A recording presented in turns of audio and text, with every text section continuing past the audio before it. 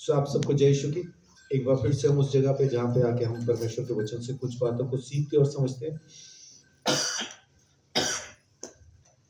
आज मैं आपके साथ बात करने वाला हूँ हमारी समझ, हमारा विवेक जो भले और बुरे को समझने में हमारी मदद करता है। इस विवेक से हम उन निर्बलों की सहायता करें जो विश्वास में थोड़ा कमजोर हो गए हैं या किसी गलती में गिर गए। उनके साथ हम किस तरह का व्यवहार करें, किस तरह का बर्ताव करें, आज मैं आपके साथ ये शेयर करना चाहता हूं। दूसरा शमूएल की किताब, दूसरा शमूएल 24:10। दाऊद जब गिनती करवाता,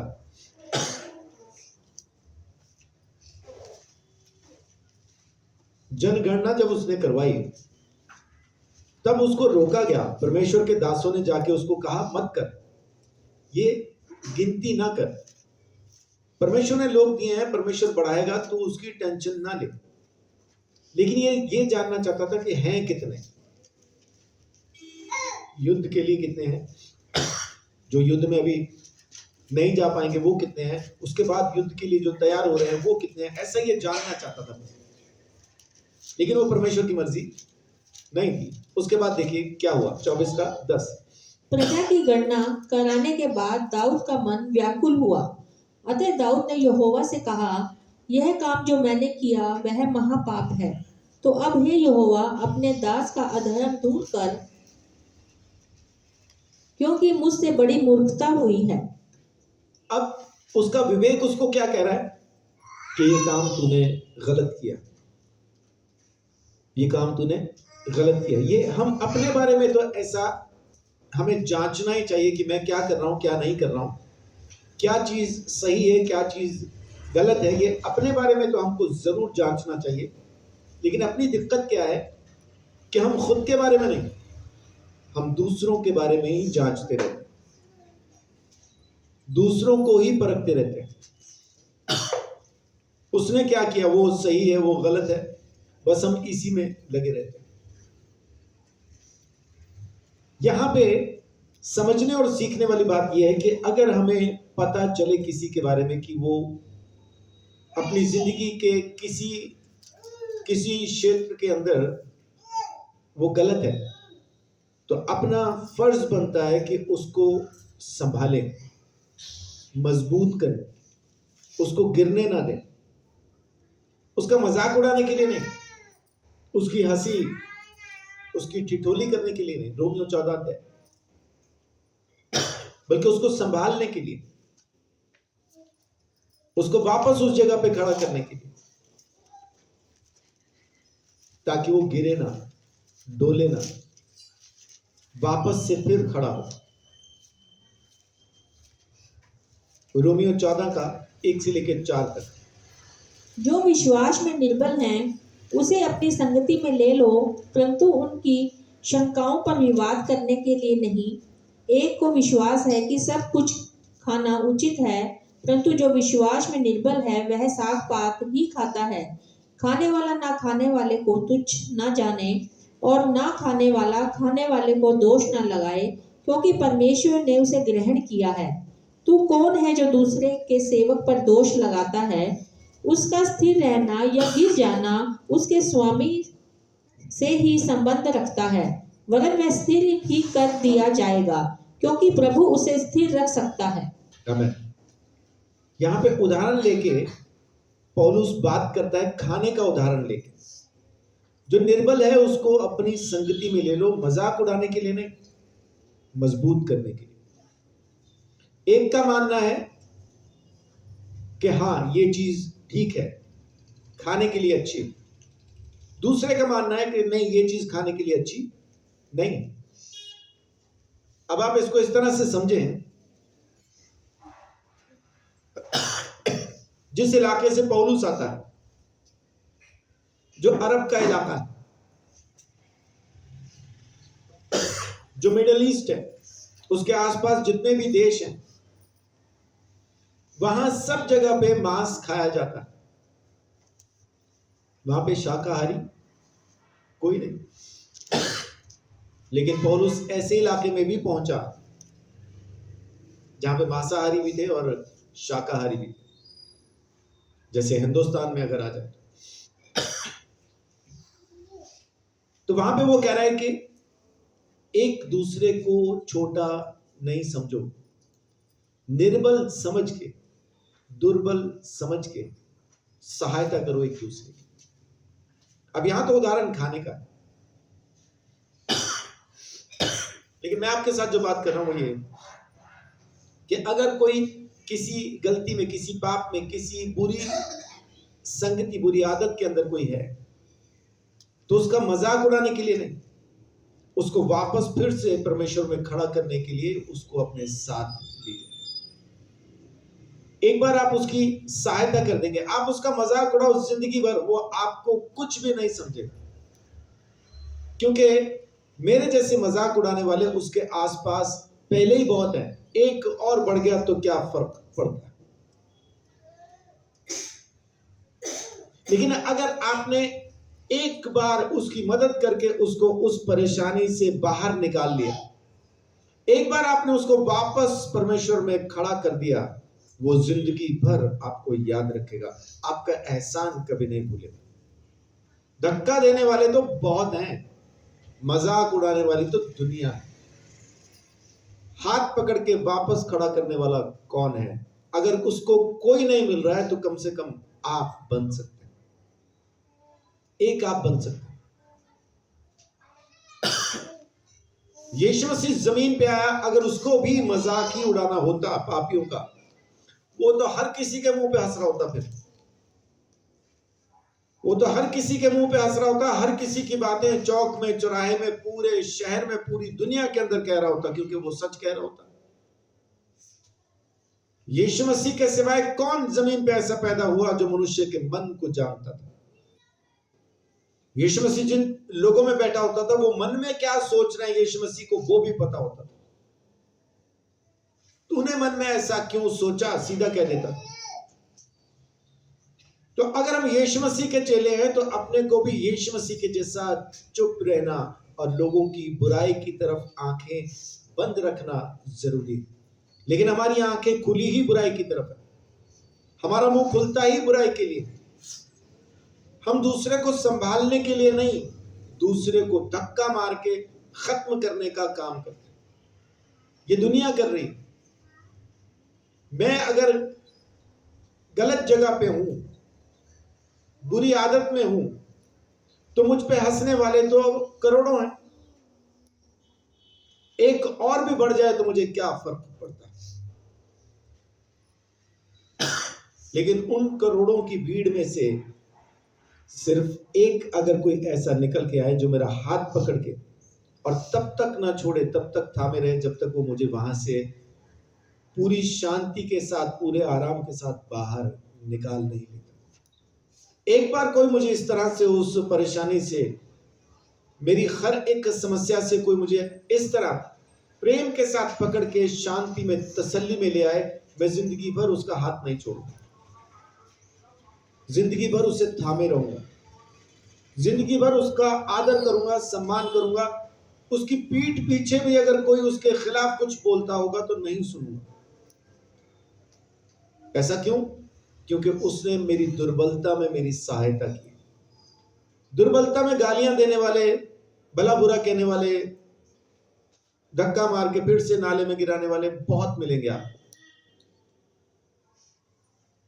लेकिन आपको उस लाखों करोड़ों की भीड़ में वो एक बनना है जो दूसरे को उस दुर्बलता से, उस निर्बलता से बाहर निकाल सके। पढ़िए 19 आयत की। इसीलिए हम उन बातों में लगे रहें जिनसे मेल मिलाप और एक दूसरे का सुधार हो। आमीन। इसलिए हम उन बातों में लगे रहें जिससे मेल मिलाप भी हो और एक दूसरे का सुधार भी हो। 15 अध्याय। उसकी पहली 2 आयतें। अतः हम बलवानों को चाहिए कि निर्बलों की निर्बलताओं को सहें, ना कि अपने आप को प्रसन्न करें।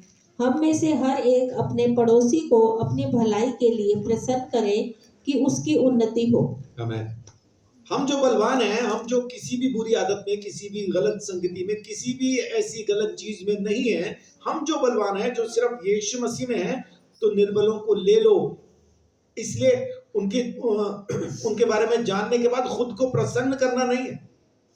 लोग दूसरे की बुराई की बातें करके बहुत खुश होते हैं, दूसरे की निंदा करके, उसकी बदनामी करके बहुत खुश होते हैं।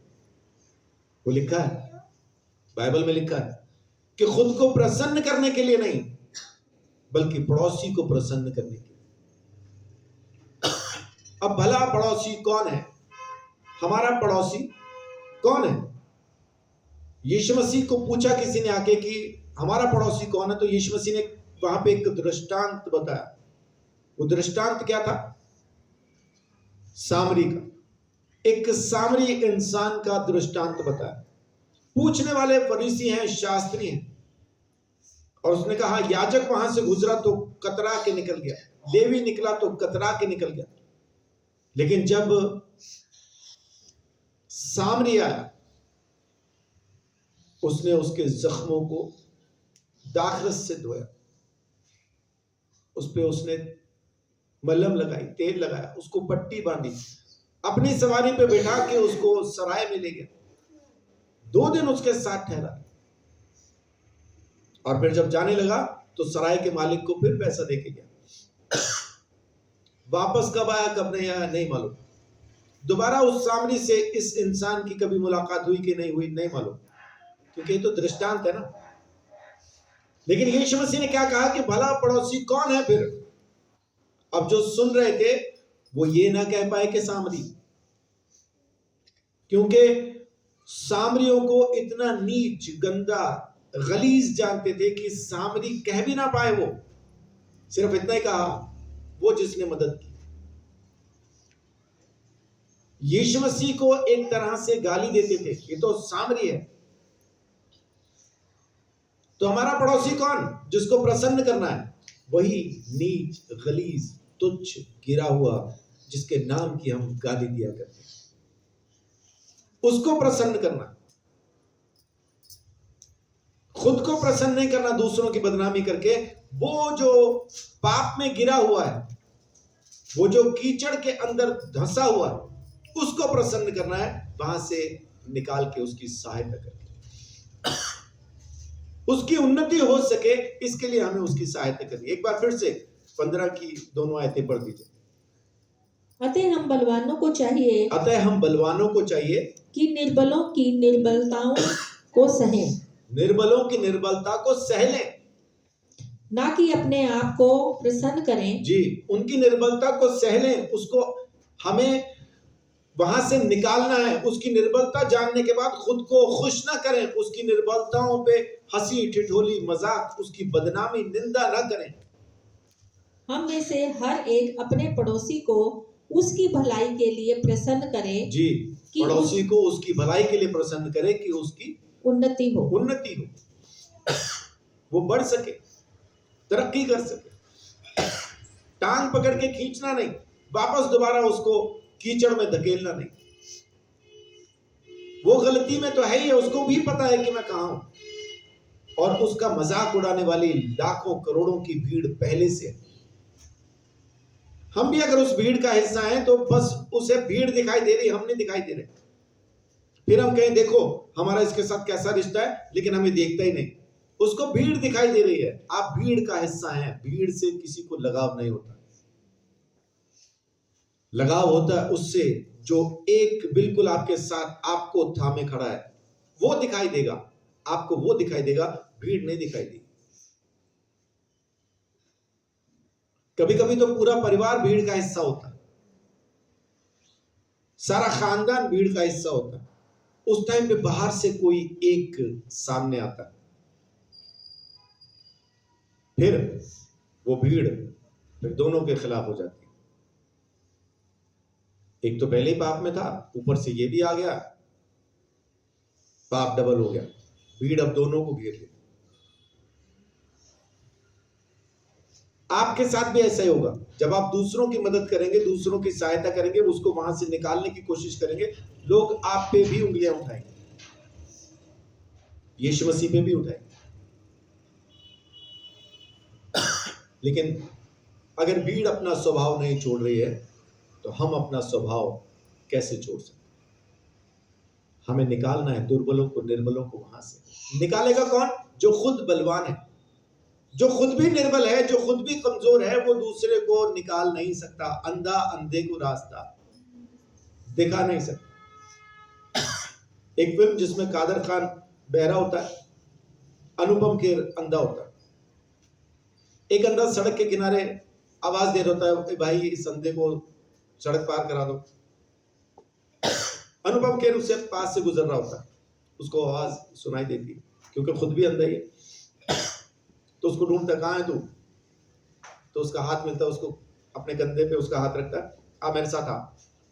तो बड़ा नॉर्मल चलता हुआ उसको सड़क पार कराता है। आगे गटर खुला हुआ होता है, ये उसके पास से निकल जाता है, वो दूसरा अंधा गटर में। सड़क पार कराने के बाद फिर बोलता है, कैसे लोग हैं, धन्यवाद भी नहीं बोलते, उसको गटर में फेंका है पीछे। तो एक कमजोर दूसरे कमजोर की सहायता नहीं कर सकता, एक अंधा दूसरे को रास्ता नहीं दिखा सकता। दिखाएगा कौन? जो खुद बलवान है। तो अपने आप को बलवान बनाएं। बलवान बनने के लिए आपको क्या करना होगा? अपने पड़ोसी से अपने समान प्रेम, दूसरों की निर्बलता पर, उनकी दुर्बलता पर खुद को प्रसन्न ना करें। पड़ोसी की प्रसन्नता के लिए सारे काम करें ताकि उसकी उन्नति हो सके। पहला कुरिन्थियों 8 अध्याय।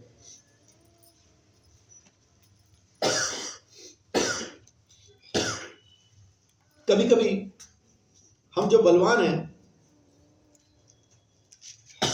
हमें भी ये ध्यान रखना पड़ता है कि मेरी जो परमेश्वर में अच्छी पकड़, अच्छी पहुंच है, उसकी वजह से कहीं दूसरों को ठोकर ना पहुंच जाए।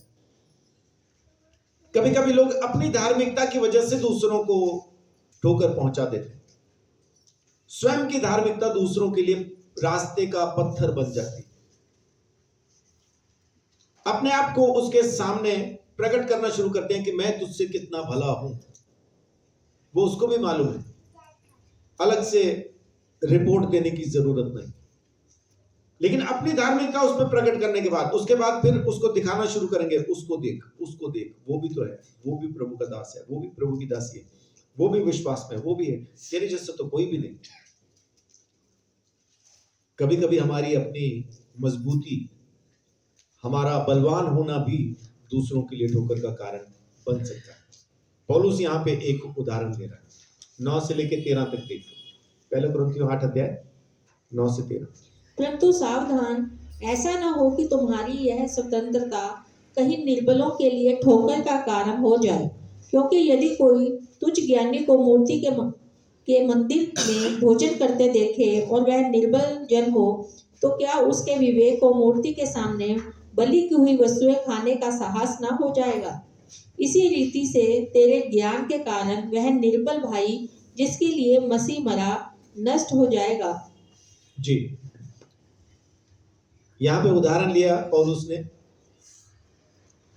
लेकिन बात समझने वाली क्या है यहां पे, कि जो निर्बल है उनके सामने हम जो बलवान हैं, हमारी स्वतंत्रता कहीं उनके लिए ठोकर का कारण ना हो जाए। अब पौलुस वहां पे कुछ गलत नहीं कर रहा है, उसको मालूम है कि धन्यवाद के साथ सब कुछ वो कर सकता है, 10वां अध्याय। लेकिन बहुत बार हमारी खुद की जो धार्मिकता है, हमारे अपना जो अपने बारे में जो हमारे ख्याल है, वो दूसरों के लिए ठोकर का कारण हो जाते हैं। हम अपनी धार्मिकता की वजह से जो निर्बल हैं उनको पूरी तरह से खत्म कर देते हैं। और पौलुस यहां पे एक खास चेतावनी क्या दे रहा है कि ऐसा ना हो कि जिस निर्बल के लिए यीशु मसीह ने अपनी जान दी, वो तेरी वजह से नाश हो जाए। अब पौलुस यहां उदाहरण खुद का ही ले रहा है, अपना ही उदाहरण लेके बोल रहा है, लेकिन कितनी बड़ी बात कह रहा है वो, कि ऐसा ना हो कि हमारी धार्मिकता किसी निर्बल के लिए, किसी पापी के लिए, किसी गलत जगह पे जो बंदा है, गलत आदत में या गलत चीज में, कहीं भी जो बंदा है, कहीं ऐसा ना हो कि तेरी ये मजबूती, तेरा ये बलवान होना जिसके लिए यीशु मसीह ने जान दी है, वो कहीं नाश ही ना हो जाए। तो हमें आत्मा बचाने के लिए यीशु मसीह ने बुलाया है, आत्माओं को नाश करने के लिए नहीं, आत्माओं को खत्म करने के लिए नहीं बुलाया। मेरा बलवान होना कहीं दूसरों की आत्माओं को नाश करने वाला ना हो जाए। जैसा निम्रोद के बारे में कहा गया कि वो आत्माओं का शिकारी था। आत्माओं का शिकारी कैसे था? वो दूसरी तरफ लोगों को लगा रहा था। हमें कहीं भी फैलने की जरूरत नहीं, परमेश्वर तक हम सीढ़ियां बना लेंगे, उसके स्वर्ग तक हम पहुंच जाएंगे। हम एक ऐसी मीनार बना लेंगे जो हमें वहां तक पहुंचा देगी, हमें फैलने की जरूरत नहीं, हम यही रहेंगे। तो कहीं परमेश्वर के सामने हमारा नाम भी निम्रोद ना रखा जाए, हम भी आत्माओं के शिकारी ना हो जाए, आत्मा बचाने वाले हमें बनना है। अब जो पौलुस यहां पे जिस बारे में बात कर रहा था, जो स्वतंत्रता की बात कर रहा था, वो किस लिए कर रहा है? कि सामने वाला जो हमें देखेगा तो अपने विवेक से जो वो सोचेगा, जो कुछ हम उसके लिए करेंगे, अपने विवेक से वो जो सोचेगा, उसी की वजह से उसके ऊपर परेशानी आ जाएगी। 10 अध्याय 27 से लेके 30 तक। यदि अविश्वासियों में से कोई तुम्हें न्योता दे और तुम जाना चाहो तो जो कुछ तुम्हारे सामने रखा जाए वही खाओ और विवेक के कारण कुछ ना पूछो।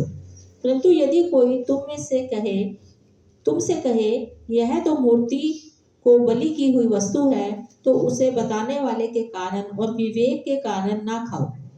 मेरा मतलब मेरा विवेक नहीं, परंतु उस दूसरे का भला, मेरी स्वतंत्रता दूसरे के विचार में क्यों परखी जाए। यदि मैं धन्यवाद करके सांझी होता हूँ, तो जिस पर मैं धन्यवाद करता हूँ उसके कारण मेरी बदनामी क्यों होती है। जी, अब क्या बोल रहा है कि मैं अपनी स्वतंत्रता की वजह से दूसरे के विवेक को क्यों जांचूं। लेकिन हम दूसरों की जिंदगी को लेके अपना विवेक इस तरह से इस्तेमाल करते हैं कि उसकी जिंदगी को जांचना परखना शुरू कर देते हैं कि ये अब कैसा चल रहा है, ये कैसी चल रही है, वो हम अपने विवेक से चलना शुरू कर देते हैं। परमेश्वर की आत्मा में नहीं जी रहे। परमेश्वर ने जो अनुग्रह दिया है, परमेश्वर ने जो आशीष दी है, उसमें जीने की जगह पे अपने विवेक, अपनी सोच, अपने ही ख्यालों में जीना शुरू कर देते हैं। मुझे परमेश्वर ने जो विवेक दिया वो मेरे बारे में दिया ताकि मैं खुद को जांचूं, और अगर मैं बलवान हूं तो अपने विवेक को दूसरों को जांचने के लिए इस्तेमाल मुझे नहीं करना। मैं उसको क्यों जांचूं? और वो पहले कह चुका, हमने पढ़ा रोमियो के 14 अध्याय के अंदर कि तू कौन है जो दूसरे के सेवक पर दोष लगाए। सेवक का गिरना उठना उसके स्वामी के साथ ही संबंध रखता, वो उसे स्थिर करेगा। तुझसे नहीं हो रहा है तो कम से कम धक्का तो ना दे। खड़ा नहीं कर पा रहा है तो धक्का तो ना दे।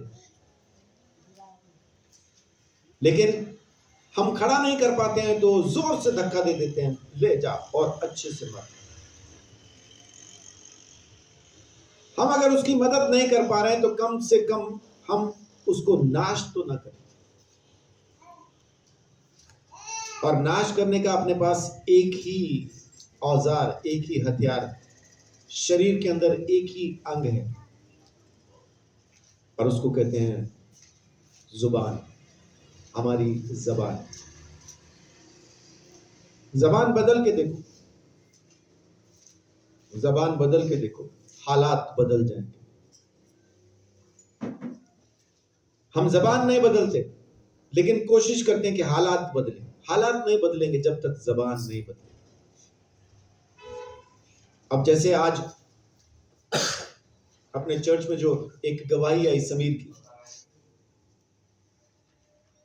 की जो माँ है, पहले उनकी जबान कुछ और थी और बेटे के हालात बहुत खराब थे। डॉक्टर कह रहे थे मर जाएगा। जैसे ही समीर की माँ ने जबान बदली, परमेश्वर को धन्यवाद देना शुरू किया कि तूने मेरे बेटे को चंगा कर दिया है। आज की तारीख में वो बच्चा खुद फोन पे बात करता और कहता है कि मैं ठीक हूं।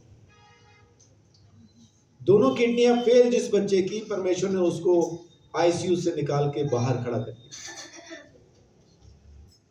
वजह जबान बदलेगी तो हालात बदल जाएंगे। अगर हम दूसरे को खड़ा नहीं कर पा रहे हैं तो एक बार अपनी जबान बदल के देखें, सामने वाला उन्नति पाएगा, खड़ा हो जाएगा। जब तक हम जबान नहीं बदलते, हालात नहीं बदलते। बदल के देखें, जबान बदल के देखें, क्योंकि हमारी जबान को एक ही आदत पड़ी है बचपन से, हम वैसा ही इस्तेमाल कर रहे हैं उसका। लेकिन आप बड़े हो चुके हैं, आप बड़े हो गए, अब आप जबान बदल भी सकते हैं।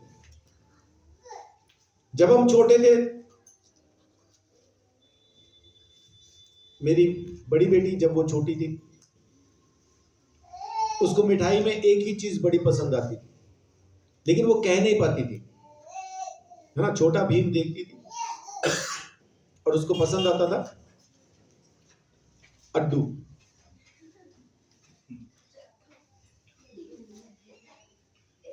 अड्डू खाना होता था उसको। अब है तो वो लड्डू,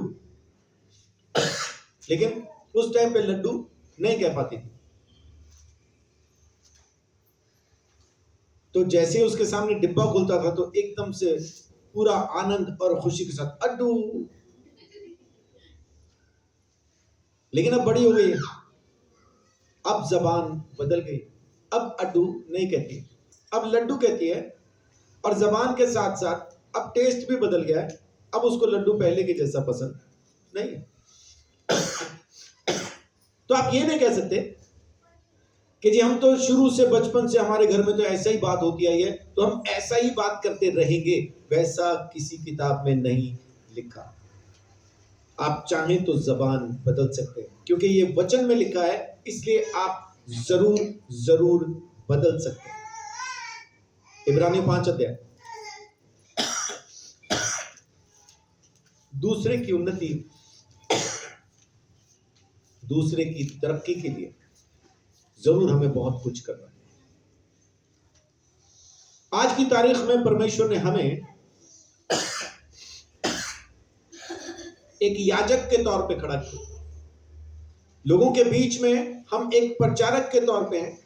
हम जाते हैं, जाके वहां पे यीशु मसीह को रिप्रेजेंट करते हैं। याजकों का समाज बन गए हम, है ना। राजकीय वंश बन गए। परमेश्वर ने हमको वैसा बनाया। कारण क्या है वैसा होने का? क्यों उसने इंसान को इस तरह से चुना है? देखिए इब्रानियों 5 उसकी पहली 3 आयतें। क्योंकि हर एक महायाजक मनुष्यों में से लिया जाता है और मनुष्य ही के लिए उन बातों के विषय में जो परमेश्वर के से संबंध रखती हैं ठहराया जाता है कि भेंट और पाप बलि चढ़ाया करे। वह अज्ञानियों और भूले भटकों के साथ नरमी से व्यवहार कर सकता है, इसीलिए कि वह आप भी निर्बलता से घिरा है। इसीलिए उसे चाहिए कि जैसे लोगों के लिए वैसे ही अपने लिए भी पाप बलि चढ़ाया करे। जी, हमें उसने याजक तो बना दिया, अपनी जगह पे खड़ा तो कर दिया है, लेकिन हमें ये याद रखना जरूरी है कि मैं भी इसी तरह से पापों से घिरा हूं। मेरे अंदर भी ये तमाम पाप, सारी गलतियां, हर एक अवगुण मुझ में भी वास करता है। और ऐसा करने से फिर क्या होगा कि हम दूसरों के साथ नरमी के साथ पेश आ सकेंगे, दूसरों का मजाक नहीं उड़ाएंगे। परमेश्वर ने इंसान को ही क्यों याजक बना के यहां पे रख दिया? क्योंकि याजक इस बात को समझ सके कि मैं भी पापी हूं, और जो मेरे पास आ रहे हैं मैं उनसे कुछ बढ़ के नहीं हूं। तोप खाना नहीं बन जाना, हम तोप खाना बन जाते हैं। हम दूसरों की कमियां, उनकी गलतियां ही बताना चाहते हैं। लेकिन वचन में क्या लिखा है कि याजक खुद के लिए भी पाप बलि चढ़ाया करे, जैसा वो दूसरों, निर्बलों के लिए, भूले भटकों के लिए जैसा वो बलिदान चढ़ाता है, वैसा ही खुद के लिए भी चढ़ाए। यीशु मसीह ने अपने चेलों के पांव धोए, वजह क्या थी? बस अब वो उस रात पकड़वाया जाने वाला था, चेलों के साथ आखिरी रात थी। वजह क्या थी पांव धोने की? पतरस कहता है मैं नहीं धुलवाऊंगा। यीशु मसीह कहता है फिर तेरा हिस्सा भी मुझ में नहीं होगा। कह रहा फिर बुरा न ला दे। तो कहता है तुम नहा चुके हो, तुम सबके सब शुद्ध नहीं हो लेकिन हो चुके हो। ये शब्द वहां पे क्यों कहता है कि सारे के सारे शुद्ध नहीं? क्योंकि यहूदा वहीं बैठे, सबके पांव धोए यीशु ने। पांव धोने की वजह क्या है? कोई नहाया धोया शख्स, आप अच्छे से नहा लिए हैं, उसके बाद आप मार्केट तक जाते हैं चप्पल पहन के, वो तो रेत का इलाका था ना, चप्पल पहन के आप मार्केट तक जाते हैं, वापस आते हैं तो क्या करेंगे? पांव धो लेंगे। क्यों? क्योंकि कुछ ना कुछ धूल मिट्टी चप्पल पहनने की वजह से, जूते पहन के गए हैं तो फिर उसके बाद जूते उतारेंगे फिर भी पांव धोएंगे। पांव धोने की वजह क्या थी? रोजमर्रा की जिंदगी में हमारे चाल चलन में जो हमसे गलतियां होंगी, यीशु मसीह ने उनको भी धोया। चलना फिरना, हमारा चाल चलन, वो जो हमसे लगातार गलतियां होती, यीशु ने उनको भी धोया। वो इतना दीन, इतना नम्र, यूं लोगों के साथ पेश आया, तो अपने को भी वैसा ही पेश आने की जरूरत है। अगर हम बलवान भी हैं तो भी याद रखने की जरूरत है कि याजक भी इसी तरह के पापों से घिरा हुआ था, इसलिए उसको भी बलिदान चढ़ाना जरूरी होता। याजकों में से महायाजक कौन होता था? हारून के परिवार में से हर साल महायाजक बदलता था, तो कौन होता था? वो जिसके नाम पे चिट्ठी निकल आई, साल में एक बार उसको प्रवेश करना है, उस साल का महायाजक वो है। अगले साल फिर चिट्ठी डलेगी, जिसके नाम निकलेगी उस साल का महायाजक वो है। याजक नहीं बदला करते, महायाजक हर साल बदला जाता। लेकिन महायाजक की जिम्मेदारी क्या? जाए जाके दूसरों के पापों की माफी मांगे। लेकिन उससे पहले महायाजक को खुद के लिए बलिदान चढ़ाना लाजमी था। बगैर बलिदान चढ़ाए याजक वहां पहुंच जाए तो महायाजक का बलिदान चढ़ जाता।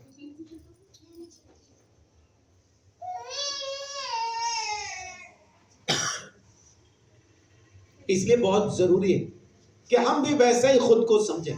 अगर महायाजक भी परमेश्वर के सामने बगैर पाप बलि चढ़ाए नहीं जा सकता, तो हम भी वैसे हैं। हम सब पापों से घिरे हैं, अपने लिए भी हमें पाप बलि चढ़ा के, यानी यीशु मसीह को सदा याद रख के परमेश्वर के पास पहुंचना है। ऐसा करने से क्या होगा? फिर जो भी पापी आपके पास आएगा, चाहे वो कितना ही बुरे पाप में क्यों ना हो, आप उस पर तरस खाएंगे, रहम करेंगे। क्यों? क्योंकि आपको पता है कि मैं भी ऐसा ही हूं। लेकिन अगर हम वहां पे पहुंच जाए, नहीं जी हम तो महायाजक हैं, हमें बलिदान की क्या जरूरत है, एक बार जाओ तो परम पवित्र स्थान में, वापस आके दिखाओ। फिर वो जो चोगे में घंटियां बनी होती थी ना, वो घंटियां इसलिए बनी होती थी कि याजक अंदर घूम रहा है और घंटियों की आवाज आ रही है, माने याजक जिंदा है। उसकी लाश उठाने भी अंदर नहीं जा सकते, उसके रस्सी बांध रखी है।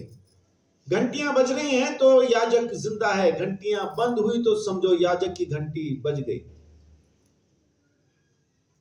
फिर बाहर से ही खींचा जाता। ऐसा कोई उदाहरण बाइबल में हमें नहीं मिला, क्योंकि सब बलिदान चढ़ा के ही गए, बगैर बलि चढ़ाए कोई नहीं गए। तो अपने आप को याद रखना भी जरूरी है। अगर परमेश्वर ने हमें मनुष्यों के बीच में वो रुतबा दिया है कि ये मेरा दास, ये मेरी दासी, ये मेरे लोग हैं, तो हमें वैसा ही बन के उनके पास जाना जरूरी है।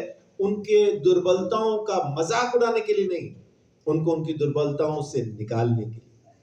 अगर महायाजक को भी बलिदान चढ़ा के परमेश्वर के पास जाने की जरूरत पड़ती थी, तो हमें भी वैसा ही पड़ती। इसीलिए परमेश्वर ने हमें चुना है ना। मनुष्य को क्यों चुना?